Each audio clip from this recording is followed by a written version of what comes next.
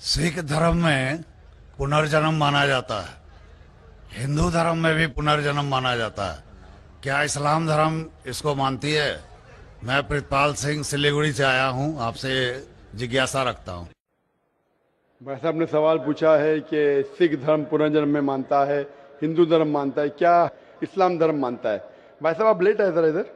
नहीं, आप सवाल जो आपके पहले सेशन से है क्या? आपने तकरीर में इसका जवाब दे दिया है, लेकिन फिर भी जिज्ञासा है। तो मैंने पूरा जवाब दिया। किस पॉइंट पे जिज्ञासा है आपको? क्या मैंने कहा पुनर का मतलब नेक्स्ट, जन्म मतलब बर्थ, नेक्स्ट बर्थ। इस्लाम भी इसमें मानता है कि इस दुनिया के बाद हम नेक्स्ट दुनिया में आएंगे। ये वेद कहता है, इसमें मुझे कोई डाउट नहीं, कोई शक नहीं। लेकिन ये जो वजूद में आया संस्कारा, इसका जिक्र वेद में नहीं है। ये हिंदू पंडितों ने कहा संस्कारा के बारे में, क्योंकि वो ये नहीं समझा सकते थे कि लोग क्यों गरीब पैदा होते, क्यों लाचार पैदा होते, क्यों कंजेनिटल हार्ट से। तो ये नहीं पता होने की वजह से फिलॉसफी वजूद में आई। लेकिन वेद में सिर्फ लिखा है पुनर्जन्म, जो कुरान में लिखा है, सिख धर्म में लिखा है, मुझे कोई इतराज नहीं। लेकिन ये मानना कि बर्थ फिर डेथ फिर बर्थ फिर डेथ फिर बर्थ फिर डेथ, ये साइंटिफिकली मुमकिन ही नहीं है।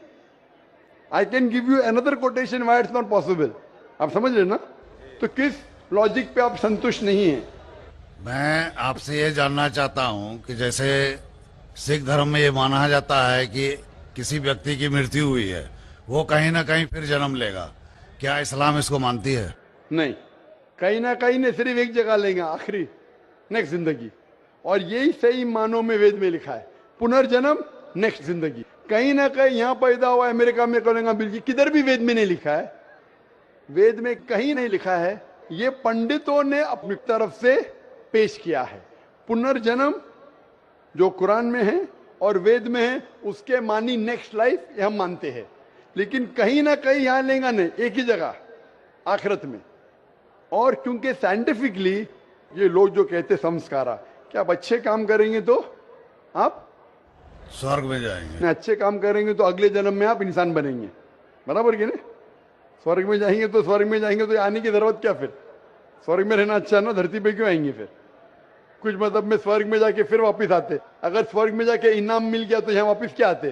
अगर नर्क में गए तो वापस यहाँ जिंदगी में आके फायदा क्या? अगर आपको सजा मिल गई तो यहाँ फिर आप आके क्यों कुत्ता बिल्ली बनते? अगर आप देखेंगे आज दुनिया में क्राइम बढ़ रहा है क्या घट रहा है? बढ़ रहा है। बढ़ रहा है, आप मानते ना? मैं भी मानता हूं। ये जो फिलॉसफी संस्कारा की, अगर बुरे काम करेगा इंसान तो अगले इसमें वो बनेगा लेस, अच्छे काम करेगा तो बनेगा इंसान। क्राइम जब बढ़ रही है, इंसान की तादाद बढ़ रही है क्या घट रही है? मेरे समझ से तो घटनी चाहिए, लेकिन नहीं घट रही है। उसका मतलब लॉजिक गलत है ना आपकी? जी हाँ। बराबर, तो ये लॉजिक है ना। आप मान गए तो कबूल करो। अभी जो पुनर्जन्म है वेद में, सिखिज्म में, इस्लाम में यकसा है। क्या अगले बार जिएंगे, एक बार मरेंगे, अगली बार आपका हिसाब किताब होगा, डे ऑफ जजमेंट। और फिर आप हिसाब किताब के हिसाब से जैसे आपने अमाल किए, जैसे आपने कर्म किए इस दुनिया में, उस तरीके से आप स्वर्ग या नरक में जाएंगे। Hope the answer the question. अब हम चलते हैं माइक नंबर 3 पर। वहां पर अगर कोई गैर मुस्लिम भाई मौजूद हैं तो अपना सवाल कर सकते हैं। माइक नंबर 3 से। আমি গৌতম কুমার সিংহ বলছি, বসরা থেকে এসেছি, উত্তর দিনাজপুর জেলা করণদিঘি থানা থেকে। আমার প্রশ্ন হচ্ছে, মুসলমান হলে কি গোমাংস খেতেই হবে? মানে ব্যাপারটা হচ্ছে, এই প্রশ্নটার উত্তর আমি আগে পেয়ে গেছি। দ্বিতীয় প্রশ্ন হচ্ছে, মুসলমান হলে কি খাতনা করতেই হবে? যদি না খাতনা করি এবং গোমাংস খাই, তাহলে কি মুসলমান হতে পারবো না? उनका सवाल था कि अगर कोई मुसलमान हुआ तो उसके लिए क्या गाय का गोश्त खाना ज़रूरी है? एक सवाल। और दूसरा सवाल उनका था कि मुसलमान होने के बाद क्या उसको खतना करना ज़रूरी है? ये दो सवाल। मैं बंगाली नहीं जानता हूं, लेकिन सवाल समझ गया। স্যার আমি खतना বাংলায় समझ বলছি। गया, गाय गोश्त समझ गया। मेरे बंगाली टीवी के ऊपर डबिंग आती, लोग समझते बंगाली जानता हूं मैं, लेकिन ये सवाल समझ गया मैं, अल्हम्दुलिल्लाह। भाई साहब का सवाल है कि मुसलमान बनने के लिए क्या गाय का गोश्त खाना जरूरी है और खतना करना जरूरी है क्या? ये पहला सवाल मैं जवाब दे चुका हूं कि गाय का गोश्त खाना फर्ज नहीं है। अगर आपको पसंद है तो खा सकते हैं, नहीं पसंद तो नहीं खाइए, फर्ज नहीं है। आप एक 100% अच्छे मुसलमान बन सकते शाकाहारी होने के बाद भी, फर्ज नहीं है। जहां तक कि दूसरा सवाल है कि खतना करना जरूरी है, खतना करना एक अहम सुन्नत है, सुन्नत मौक़िदा है, अच्छी बात है। लेकिन अगर कोई ये कहता है कि अगर मैं खतना नहीं करूं तो मुसलमान बन सकता हूं, हाँ बन सकते हैं। खतना करना अच्छी बात है, उससे कई फायदे हैं। मैं मेडिकल डॉक्टर हूं, उससे कैंसर ऑफ पीनस नहीं हो सकता है, उसमें फाइमोसिस नहीं हो सकता है, कई अच्छी चीजें हो सकती है, कई फायदे हैं। लेकिन फिर भी अगर कोई इंसान डरता है और कहता है कि मैं खतने की वजह से अगर इस्लाम नहीं कबूल करना चाहता हूं, क्या मैं इस्लाम कबूल कर सकता हूं? कर सकते। आप विदाउट खतना करके भी इस्लाम कबूल कर सकते, कम से कम इंशाअल्लाह शिर्क से बचेंगे। भाई साहब, क्या सर? आप क्या इस्लाम कबूल करना चाहते? सर हम सोचेंगे सर। सोचेंगे? है सर। सोचिए, और जब यकीन आ जाएगा खुदा एक के। अब हम चलते हैं माइक नंबर 4 पर। अगर वहां पर कोई गैर मुस्लिम खातून आई हैं तो सवाल कर सकती हैं। डॉक्टर साहब, मैं ये पूछना चाहती हूँ कि आजकल वास्तुतंत्र के हिसाब से घर बनाना बहुत कॉमन हो चुका है, तो ये कितना दूर सही है या गलत है? बहन का सवाल है कि वास्तुतंत्र के हिसाब से घर बनाना कितना सही है। ये एक साइंस है जो अभी ज्यादातर फेमस हो, पहले फेमस नहीं था, कि ऐसे दिशा में रखेंगे तो यहाँ से हवा आएंगे। अगर आप ये साइंटिफिक लेंगे और साइंटिफिक फायदा होता है, क्या खिड़की अगर इस दिशा में, इस दिशा से हवा आ रही है, ज्यादा सर्कुलेशन, कोई हर्ज नहीं। लेकिन अगर दीनी एतबार से बनाएंगे, ऐसा बनाएंगे तो जिंदगी अच्छी होगी, तो ये गलत है। अगर आप साइंस के मुताबिक लेते हैं कि इससे सर्कुलेशन, तो कुछ चीज सही है, कुछ चीज गलत है। तो अगर आप साइंस के मुताबिक लेते हैं कि ऐसा करने से हवा ज्यादा आ सकती है और आपका सर्कुलेशन ज्यादा बढ़ेगा, कोई हर्ज नहीं। लेकिन ये सोचे कि ऐसा बनाएंगे तो जिंदगी अच्छी होगी, ऐसा बनाएंगे तो जन्नत में जाएंगे, तो घर कैसा भी बनाओ, जन्नत में जाने के लिए कुरान के ऊपर अमल करना चाहिए। अगर साइंटिफिकली कुछ फायदे होते हैं आपकी जिंदगी में रहने के लिए, कोई एतराज नहीं।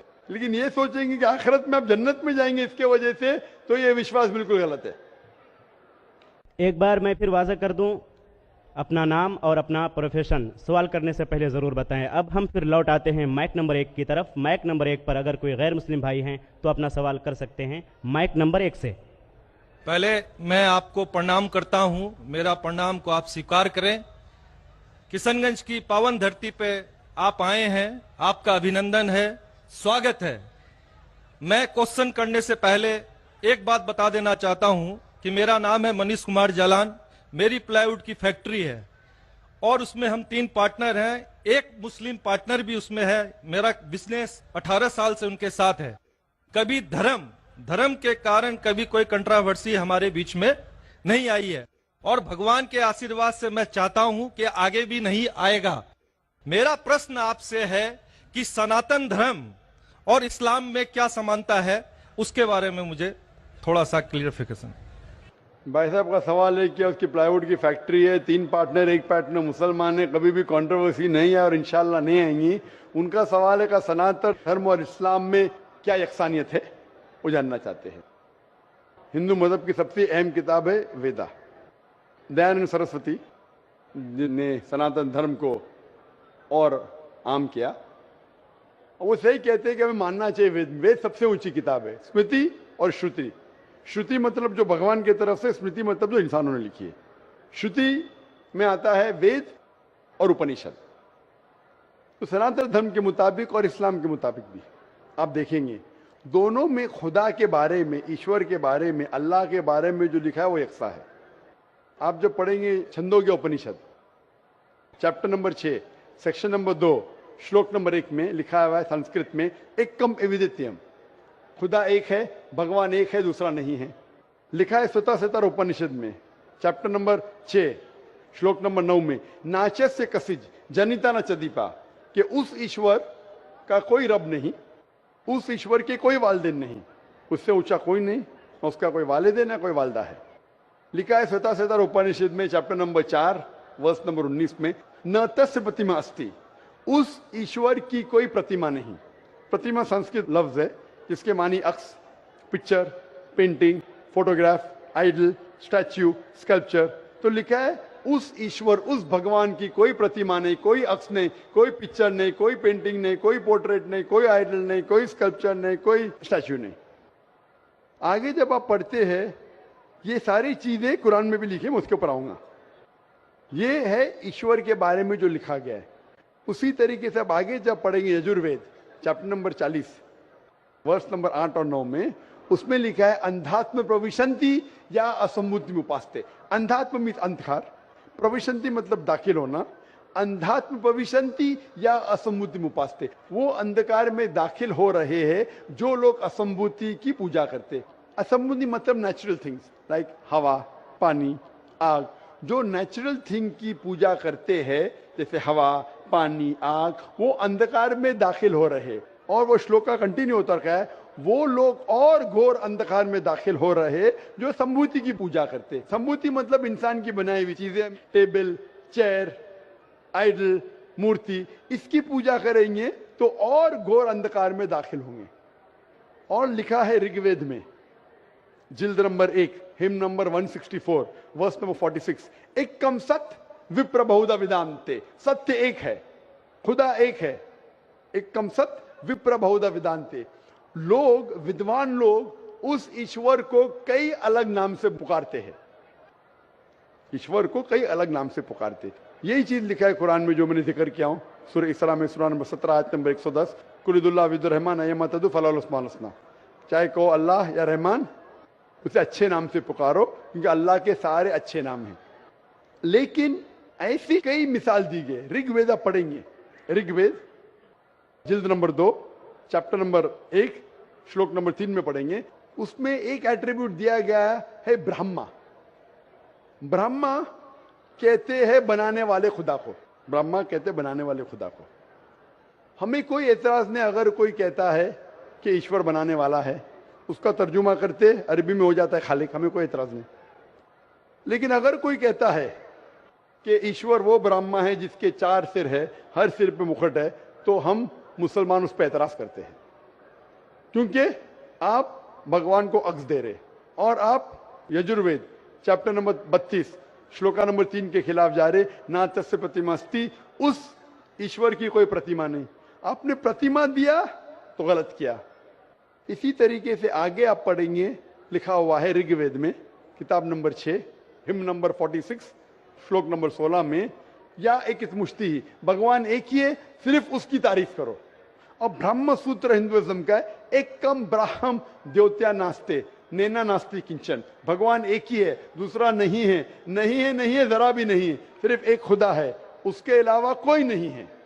अगर कोई मुसलमान से पूछेंगे कि सबसे बेहतरीन क्या डेफिनेशन है खुदा की, अल्लाह की, वो जवाब आपको देगा सूरह इखलास सूरा नंबर 112 आयत नंबर 1 से 4, जिसमें लिखा है कुल हुवल्लाहु अहद, कहो कि अल्लाह एक है, अल्लाह समद, अल्लाह जो बेनियाज है, लम यलिद वलम यूलद, ना वो किसी को जना है ना किसी से जना है, वलम यकुल लहू कुफुवन अहद, उसके जैसा कोई नहीं है। ये 4 लाइन का डेफिनेशन है कुरान मजीद में सूरह इखलास सूरा नंबर 112, जिसमें अल्लाह ताला फरमाते कुल हुवल्लाहु अहद, कहो कि अल्लाह एक है, अल्लाह समद, अल्लाह जो बेनियाज है, लम यलिद वलम यूलद, ना वो किसी को जनता है ना किसी से जना है, वलम यकुल लहू कुफुवन अहद, उसके जैसा कोई नहीं।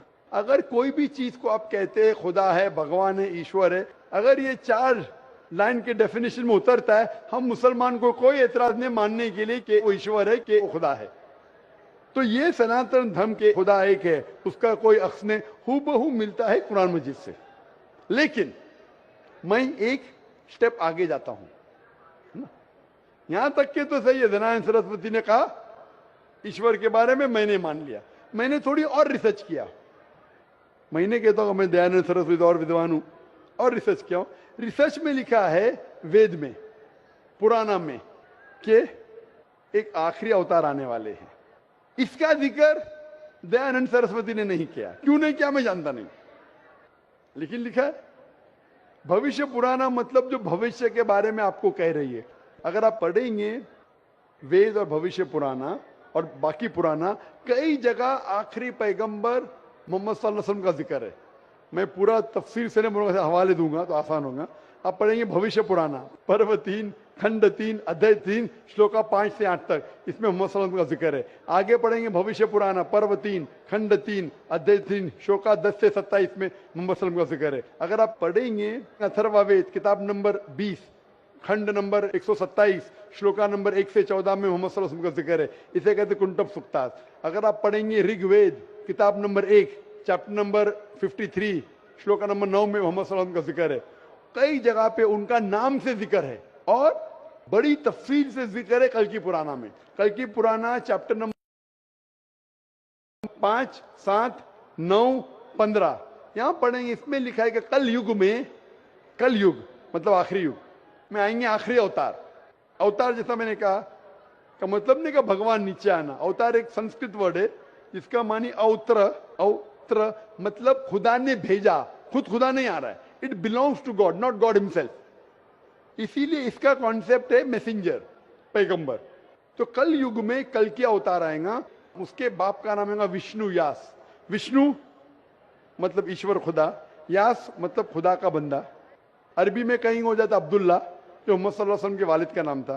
उसकी माँ का नाम होगा सुमति। सुमति मतलब अमन शांति। अरबी में कहेंगे आमिना जो नाम था मोहम्मद सल्लल्लाहु अलैहि वसल्लम के वालदा का नाम। वो पैदा होंगे एक अमन के शहर में जो था मक्का। वो पैदा होंगे ऐसे खानदान में जो उस शहर का रखवाला था और मोहम्मद सल्लल्लाहु अलैहि वसल्लम कुरैश खानदान में पैदा हुए। पहली वही उन्हें आएंगे एक गार में, एक केव के अंदर। मोहम्मद सल्लल्लाहु अलैहि वसल्लम को सबसे पहली वही आए गारे हिरा में रात के वक्त, हम जानते हैं।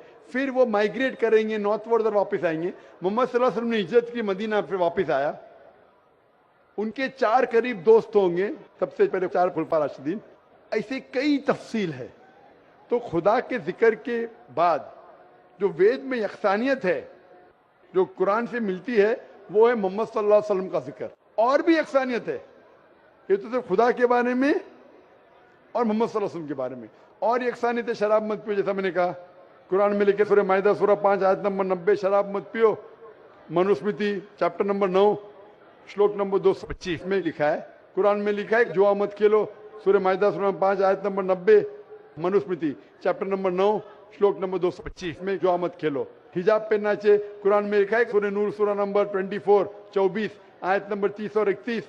ऋग्वेद में लिखा है जिल्द नंबर 8 में। इस तरीके से कई यकसानियत। सबसे अहम 2 यकसानियत है पुनर्जन्म, वेद में कुरान में। सबसे अहम यकसानियत खुदा है कि उसका अक्स नहीं है और मोहम्मद सल्लल्लाहु अलैहि वसल्लम आखिरी पैगंबर है। आप मानते हैं भाई साहब के खुदा एक है? मुझे जानकारी नहीं है। आप मानते खुदा एक है कि नहीं मानते? मुझे जानकारी नहीं है और अपने धर्म को जो जानता हूं उस हिसाब से हम तो सभी देवी देवताओं को मानते हैं और हमें मानना भी चाहिए, ये हम जानते हैं। आपके धर्म में सबसे ऊंची किताब कौन सी है? हम तो गीता को मानते हैं। गीता क्या है? वेद का निचोड़ है। सबसे ऊंची किताब हिंदू धर्म में है वेद जो है श्रुति, वेद, उपनिषद। फिर आएंगे आपके महाभारत। भगवत गीता 18 चैप्टर है महाभारत के, 18 चैप्टर। महाभारत का एक हिस्सा है। श्री कृष्ण अर्जुन को सलाह देते हैं क्या करना चाहिए, वो उसे कहते हैं भगवत गीता। आप समझे ना? कहते हैं ये निचोड़ है वेद का, लेकिन वेद तो पहले समझो आप, बराबर ना? तो वेद में जब लिखा है इतना खास तौर के भगवान एक है, तो आप क्यों इतने देवी देवता में मानते नहीं? ये तो आपको तहकीक करना पड़ेगा ना। तो मैं जो कह रहा हूं उसे लिखिए, या ऑलरेडी अवेलेबल है किताब में। किताब जाइए पढ़िए, वेद पढ़िए। ये जाकिर मुंबई से आया बेगम बाकी तो नहीं कर रहा है, हवाला दे रहा है इधर से उधर, मैं भी फेंक रहा है। नहीं हो सकता है ना फेंक रहा हूं। नहीं, आप जितनी बात को बोल रहे हैं पीस टीवी में भी देखता हूं। देखते माशाल्लाह। हाँ, तो अब आप वेद के बारे में बोले हैं और बताए हैं। आपका चैप्टर नंबर और पन्ना नंबर तो मेरे दिमाग में आया नहीं कि ठीक है बोल रहे हैं तो कुछ होगा उसमें। कुछ तो होगा, कुछ तो कुछ होगा, कुछ ना कुछ होके छोड़िए मत, तहकीक कीजिए। नहीं, क्या गलत या सही अब करेंगे? अब करेंगे। कितने दिन में कंप्लीट करेंगे? 1 हफ्ते में कर लूंगा, कोई बड़ी बात थोड़ी। 1 हफ्ते में मैं आपके पार्टनर से पूछूंगा। आपने बोला अब तक कंट्रोवर्सी नहीं हुई। मेरा पार्टनर कंट्रोवर्सी होना जरूरी नहीं है। आप उसको अच्छाई की तरफ लेके आओ, वो आपको अच्छाई की तरफ लेके आएगा। कंट्रोवर्सी नहीं करना। अगर आदमी बोला 2 + 2 5, अरे जान दे यार, मेरा पार्टनर मुझे ज्यादा पैसा दे रहा है, 5 रुपया दे रहा है, 2 + 2 5, तो गलत है। ये गलत है तो बोलना चाहिए। कंट्रोवर्सी नहीं होना अच्छी बात नहीं, कंट्रोवर्सी होके सच्ची राह पे लेके आना अच्छी बात है। आप समझ रहे नहीं? तो आपके पार्टनर से कहो, इतने 18 साल से आपके पार्टनरशिप किए, अभी आप 1 हफ्ते में तहकीक करेंगे जाकिर क्या बोलता है और पार्टनर से डिस्कस करो, बराबर ना? आप ठीक बोल रहे हैं। मेरे पार्टनर का नाम भी मैं बताना चाहूंगा। सैयद मजरुल हसन साहब नाम है मजरूल उनका। सैयद मजरूल हसन साहब, तो लाखों लोग सुन लिए ना। हाँ। तो सैयद मजरूल हसन साहब को और पकड़ लेना। हमारे से 15 साल बड़े भी हैं, माशाल्लाह। मेरे से 15 साल बड़े भी हैं। हाँ, हमारी डिस्कस होती है, सब चैप्टर पर डिस्कस होती है, परंतु मैंने क्या कहा कि हमारे बीच में किसी तरह का कोई भी कंट्रोवर्सी नहीं होता है। और आपने वेद के बारे में बताया, जरूर मैं वेद को भी वो पढ़ूंगा। भी कंट्रोवर्सी नहीं है, कंट्रोवर्सी नहीं, यकसानियत है। आज कुछ आपसे लेके जा रहा हूं, मैं देखे नहीं जा रहा हूं, मैं आपसे लेके जा रहा हूं। मेरे मन में जिज्ञासा थी, मैं आपसे क्वेश्चन किया, आपने मेरे क्वेश्चन का जवाब दिया, इसके लिए मैं धन्य हूं। और मैं अपने जो आप वेद के बारे में बोले, मैं जरूर उसको पढ़ूंगा और 7 दिन में ही पढ़ूंगा। इंशाअल्लाह आप पढ़िए, तहकीक कीजिए, लेके जा रहे, अगर आप कबूल करेंगे तो मुझे देके भी जाएंगे सवाब इंशाअल्लाह। मेरा प्रणाम को फिर स्वीकार करें आप। इसी के साथ मैं अपने शब्दों को विराम देता हूं। डॉक्टर साहब, मैं बंगाल से हूँ और मुर्शिदाबाद जिला से हूँ। मैं अपने मन से इस्लाम को कबूल करना चाहता हूँ।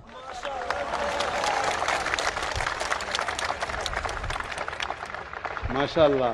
अल्लाह सुब्हानहू व तआला कहते हैं, इज़ा जा नस्रुल्लाहि वल फतह वरअयतन नास यदखुलून फी दीनिल्लाहि अफ़वाजा फसब्बिह बिहम्दि रब्बिका वस्तगफिर इन्नहु कान तव्वाबा।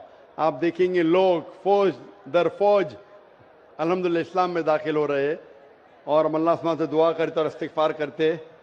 और ये आप देख रहे नज़ारा माशाअल्लाह हिंदुस्तान में किशनगंज की सरजमीन पे माशाअल्लाह। भाई साहब, आप एक खुदा में मानते हैं? मानता हूँ। आप मानते हैं कि बुत परस्ती गलत है? गलत है। आप मानते हैं मूर्ति पूजा गलत है?